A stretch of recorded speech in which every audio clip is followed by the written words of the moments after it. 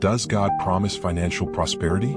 The question of whether God promises financial prosperity is one that stirs much debate.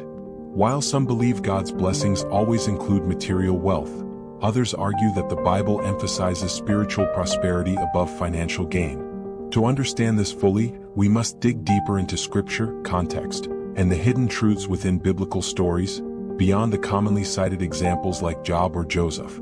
God's covenant includes provision, not always prosperity. God promises provision, not always excess. One example is the Israelites in the wilderness, Exodus 16. For 40 years, God provided manna daily. It was not luxury but sufficiency.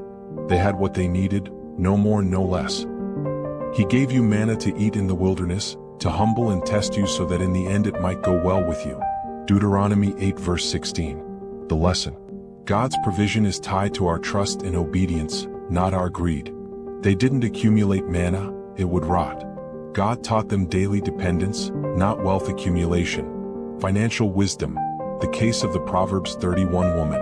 The Proverbs 31 woman is rarely preached as a prosperity story, but her life shows that God honors diligence, planning, and stewardship.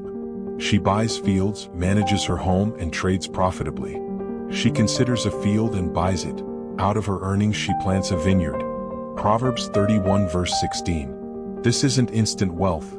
This is the fruit of faithfulness, labor, and wise management. God blesses her with abundance, not because she chased riches, but because she walked in wisdom and purpose. Elisha and the widow's oil. Faith meets strategy. In 2 Kings 4 verses 1-7, a widow is in debt and fears losing her sons. Elisha doesn't give her a handout. Instead, he asks what she has.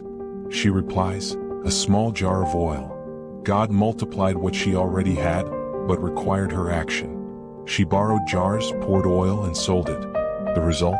She paid her debt and lived off the rest. Go sell the oil and pay your debts. You and your sons can live on what is left. 2 Kings 4 verse 7. Lesson. God's financial miracles often come through faith plus obedience. She didn't just pray, she worked the strategy. Prosperity came through participation, not passivity. Contentment is true wealth. Paul, who endured much lack and abundance, reveals a deeper layer of prosperity. I have learned the secret of being content in any and every situation. I can do all this through him who gives me strength. Philippians 4 verses 12-13. God's promise is not always riches, but contentment through Christ, which is greater than wealth. Paul also teaches in 1 Timothy 6 verse 6, godliness with contentment is great gain. Yes, God can and does bless materially, but financial prosperity is not a blanket promise to all believers. Faithfulness, stewardship, and obedience often precede financial blessings.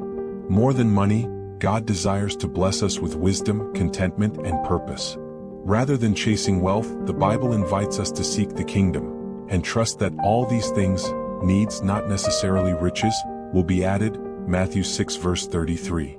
God's greatest promise isn't prosperity, it's presence.